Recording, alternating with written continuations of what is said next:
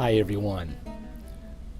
It's a wondrous and God-graced thing when we today encounter saints that are at least fairly near our own time.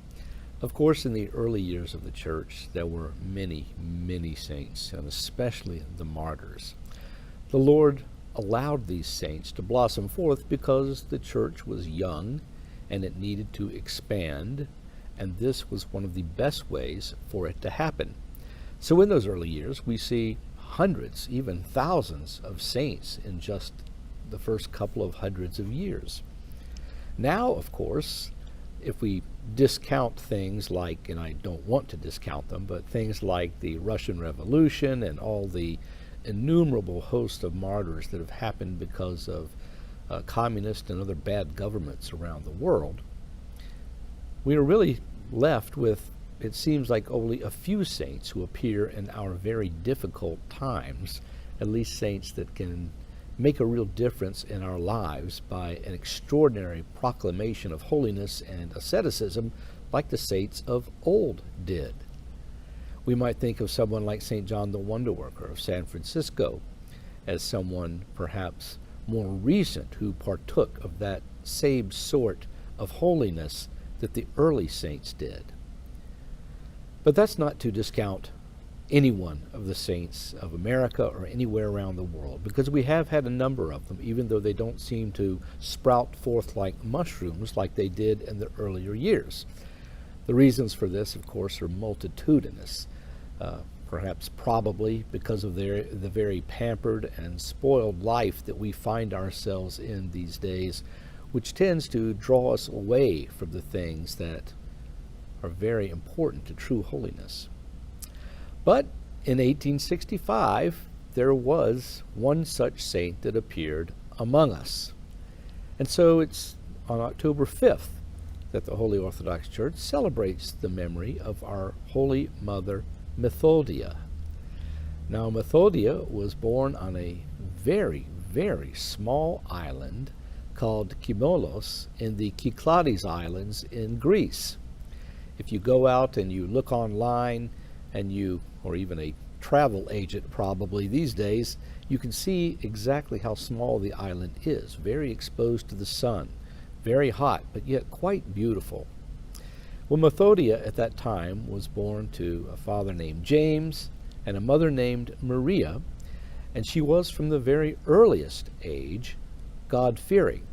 She was the second daughter out of 5 children, and she was baptized as Irene.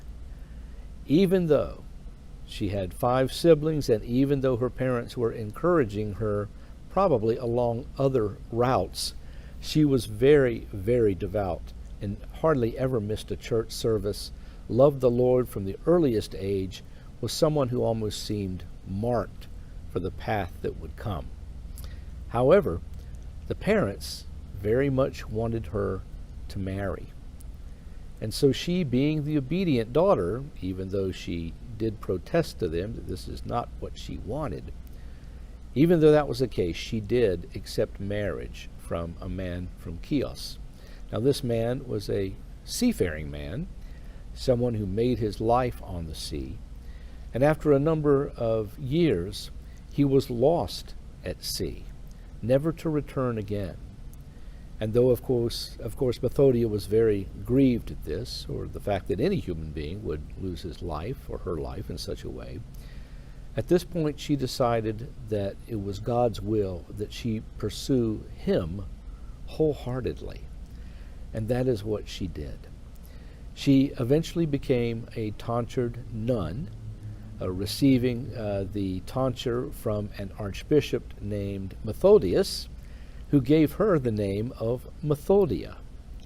And so Methodia entered into the monastic life with all enthusiasm, wanting to love the Lord as much as she possibly could, wanting to express this in as many ways as she could. And then after a number of years, she retired to her own small cell. Well, word spread about the young woman named Methodia, who would spend all of her time in her cell, sleeping on a bed that was just a board, eating very sparsely, coming in to receive Holy Communion in the church on Saturdays and Sundays, and doing little else during the week in terms of sustenance.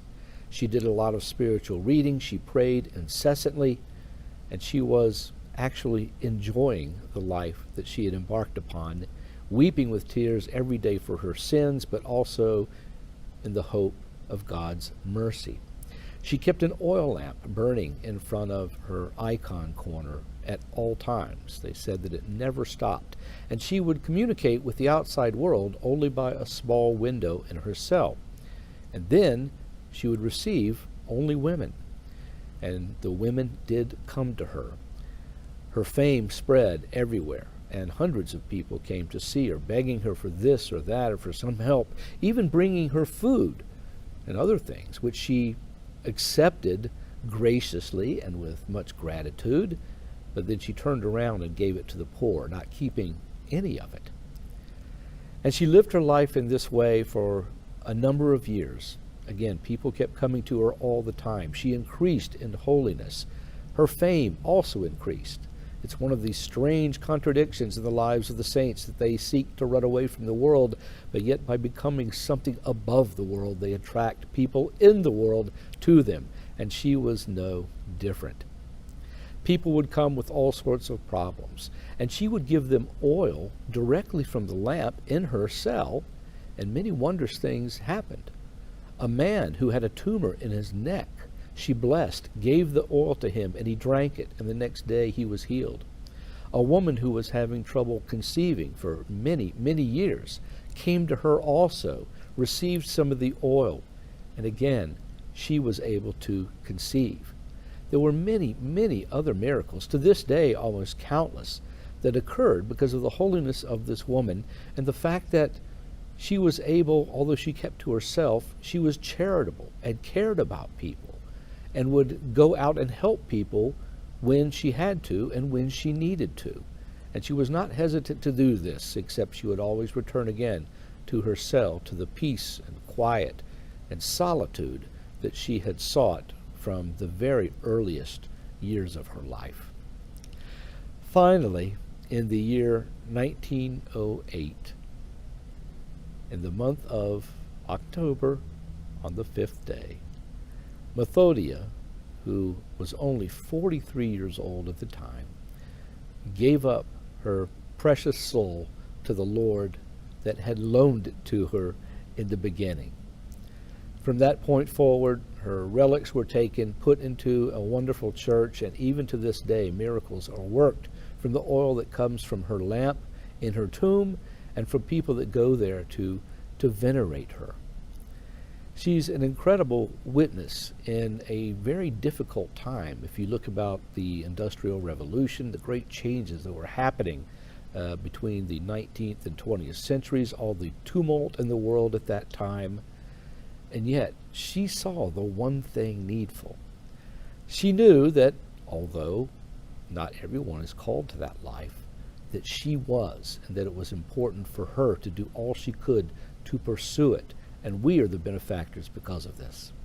Also, it's notable to mention the fact that the oil that she gave out, even when she was younger, that was curing people, was of course by the power of her own prayers and holiness of life, but also because it burned before the sacred images of our Lord and the Theotokos and the saints. And so we too should not ever carelessly burn the oil before the icons, but understand that because of that light that burns so brightly before them, sanctity also can be transmitted through that very oil. Even the most menial of all of us can have that opportunity. And so we should be very aware of this and treat all things in our lives as Orthodox Christians as sacred and worthy of respect. By the prayers of Saint Methodia, the great ascetic of Kimolos, and by the prayers of all the saints like her, may we emulate her in our daily lives, no matter what it is we're doing, and also achieve the heavenly kingdom. Bye-bye.